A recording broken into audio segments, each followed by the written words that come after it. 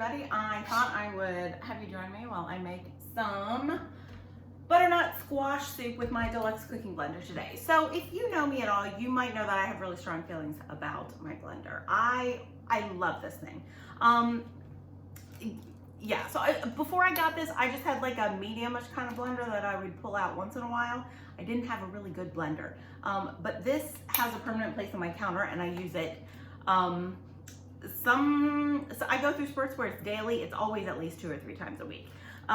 So just to show you, it is a cooking blender. The silver plate on the bottom is a heating element. So that gets hot. It gets, the hottest setting is the jam setting on here. It's got a bunch of customized settings. And that actually gets it up to, I think, 220 degrees. It's hotter than boiling because I don't know how you make jam, but apparently you have to get to 220 degrees. Other settings are smoothie, alt milk, that's for like making almond milk and stuff. Grind for like peanut butters, nut butters, hummus, stuff like that. There's a heated wash setting. So when I'm done with this, you just put 3 cups of water in here and a couple drops of dish soap and turn it to heated wash and it cleans itself. You just rinse it out and you're good to go. Soup, heated puree, jam, and sauce. So we're gonna be using the sauce, not the sauce setting, we're gonna be using the soup setting today. So I just wanted to show you, it really does have like a heating element in the bottom. So I had a recipe that called for half of a butternut squash. So I have the rest of all this squash. It's already nice and sliced all thin, which is not necessary for this blender because it can like pulverize anything. But yeah, that was with my Rapid Prep mandolin, another toy that I love. So I just wanted to show you how easy it is to make soup in here. So I'm gonna start, I always put like onions and garlic in everything because that makes good flavor. So I whack this onion in half. You don't even really have to do that. I've thrown whole onions in here before, just peeled. I have some garlic. Oh, I should show you our garlic peeler out of the drawer. To peel garlic with this, you just put your garlic in here and you roll it. And it just sort of makes the paper like, I don't know, it just like flakes right off. So then there's your peeled garlic. And this was the last of the garlic. So I have all these little teeny cloves. So I'm gonna see, sometimes it'll peel multiples at once, sometimes it won't. I'm gonna try. Some of them are coming out. There's one peeled, another one peeled. These are the ones that popped out. I'm gonna re-roll them a little bit.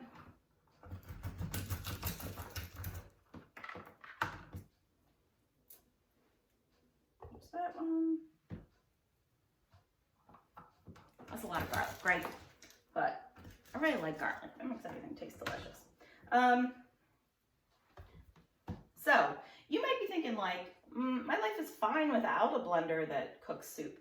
And I will say, is it really? Because if you've ever tried to make a cream soup, like a creamy soup, and you don't have a cooking blender, I've had recipes where you make a pot over the stove and then use the immersion blender. And immersion blenders are great, but they always end up missing chunks. I can never get it like totally smooth. And also if I had another recipe where you transfer like hot batches of soup into your blender and then you like put a towel over the top because you couldn't put a lid on or it'd explode. And that was just, it was just a pain. So yeah, this is beautiful. Oh, and the lid keeps things from splashing, but it is vented, so there will be steam coming out because, I mean, this is gonna get up to boiling. Let's see how much butternut squash I can fit in here.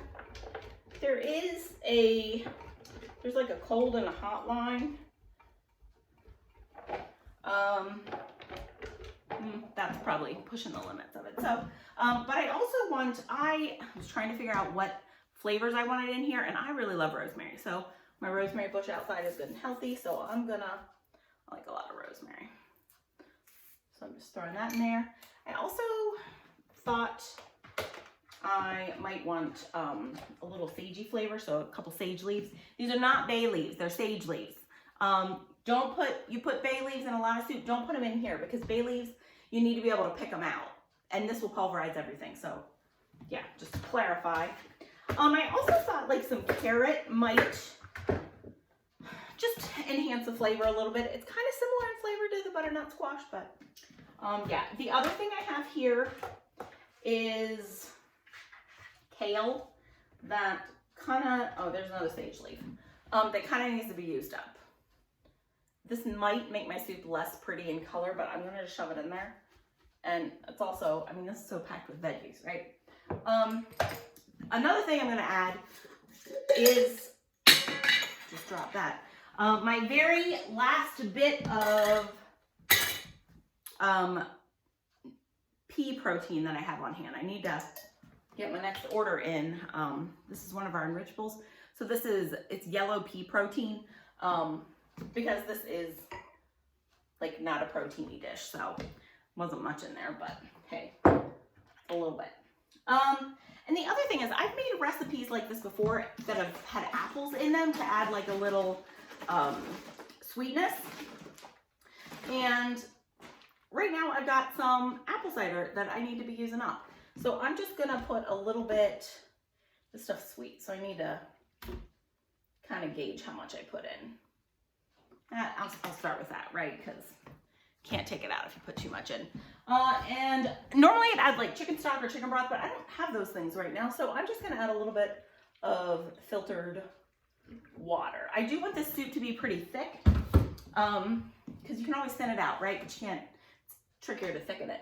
So that's all I'm putting in here. Oh no, I need some salt and pepper.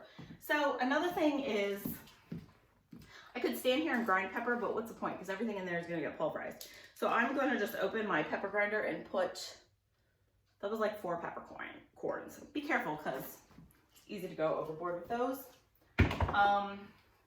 Same with the salt. I could stand here and grind my salt, but I'm gonna put, what is that? Half teaspoon maybe? There's like nothing that's already salted in here, so maybe a little bit more. That much. Please don't ask for the recipe because you can see I'm just dumping. So that's all I'm gonna put in here. And then when it's done, I will put probably some, I'll taste it when it's done, and then I'll probably add some half and half, just to make it kind of creamy and fatty and more delicious. So that's literally all you do. And then we turn this on. Nope, we plug it in first. Such a professional. Then we turn it on. This is really, you just turn the little dial until you get to soup setting. And it does show it's gonna get up to 212 degrees, so it will boil. So what's gonna happen is, I'm gonna finish talking before I hit the start button because it's loud. But it will just pulse and heat up, and you'll see the temperature rising up here, and it'll just kind of pulse like intermittently, and then it'll eventually get up to boiling. And then after a while, I'm gonna time it just to see how long it really takes. I think it's about a half an hour. It will just stop, and then you can, you know, deal with it and finish it up as you like. But I think I threw everything in there I want. I was hoping to use up all my butternut squash, but hey, you can only fit so much in here. So yeah, that's it. Let's hit start.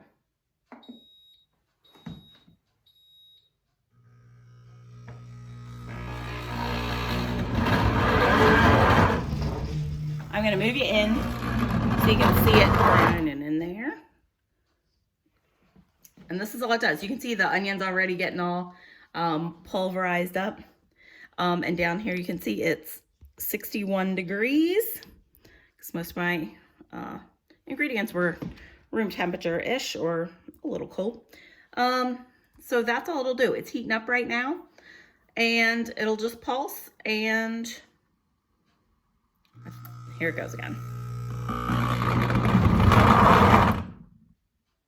And I know this looks like a mess right now, but I'm going to just start my timer, and I will be back with you when this is done. Soup is done. That took 32 minutes. And I just realized I need to grab the half and half. Okay, so I just rushed back in here because I knew this was going to be about done. So it's pretty thick, and it is not the prettiest color because I did add the kale. But I'm going to taste it. I got to grab a spoon. Okay. I'm going to pop this off. You can see it's super hot.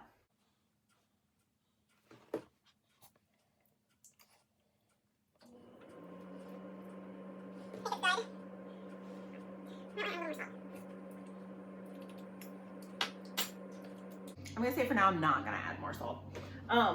But what I'm gonna do is add some half and half to cream it up. And it is thick, so I might end up adding a little more water. So I add just a little bit of half and half in there. One thing you don't want to do when you make your soups is let them sit in here for too long, because that metal plate at the bottom is still really hot and you can get some scorched soup on the bottom. So that'll probably be good for now. I'm just gonna pulse that.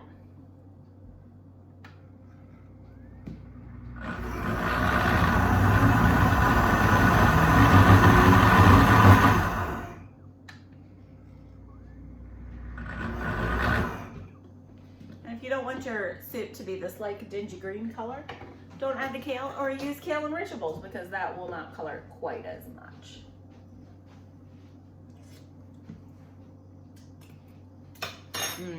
That little extra fat makes it so nice. I've also made lots of soups with coconut milk if you're trying to, you know, because sometimes dairy doesn't agree with all of us. I can do little amounts like this. Put that in there and give it another pulse.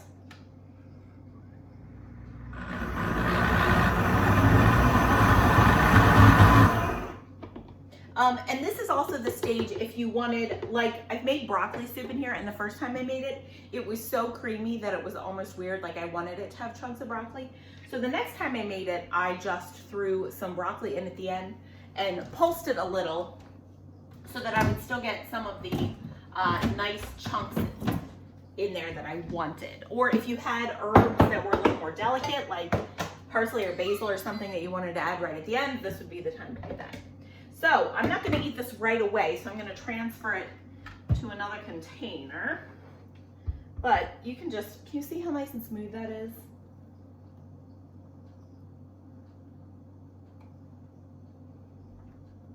And then all I'm going to do is rinse this out. I'll put 3 cups of water and a couple drops of dish detergent and put it on the heated wash setting, and it'll be all clean, which is awesome.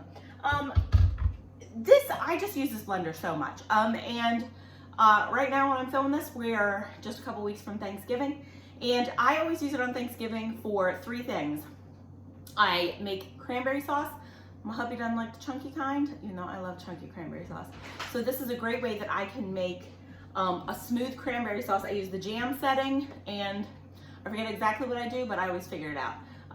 But I just use fresh cranberries, a bunch of sugar, the jam setting, and I think I probably throw in some pectin to help it set up.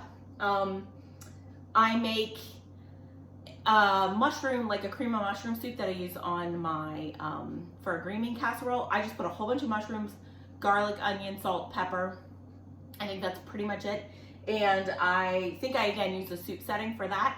And then I usually make that a few days ahead, and then I just have it. And when it comes time for, you know, to make the green bean casserole, I've got that all ready to go. And it's so much nicer and better for you than the cream of mushroom soup that you get in a can. The flavor's way better too. And you know exactly what's in it, which is great. Of course, I confess I still buy the can of the fried onion things to sprinkle on top because they're delicious. But up until that point, I know exactly what's in my green bean casserole. And I also use it for gravy. This comes with a whole cookbook that shows you how to make all different kinds of stuff, including gravy. But it is, I've just never been a great gravy maker, I don't feel like. But I can just put the stock in there with, you know, a little bit of seasoning and whatever else. I don't know, the directions do come with it, and I do pull those out every year. And it makes a lovely, rich, perfectly smooth, lump-free gravy with like no effort. I do use this on the regular for making almond milk. You just soak your almonds and then, you know, rinse them off, put them in here with some fresh water. There's an alt milk setting, it runs for 5 minutes, and then you strain the stuff and you have like this almondy pulp then. But then you have this almond milk with, I don't even add anything. So mine's just almonds and water. And again, if dairy doesn't always settle with you right, it's great to be able to just make that and know exactly what's in it. Yeah, so I think you'll love this.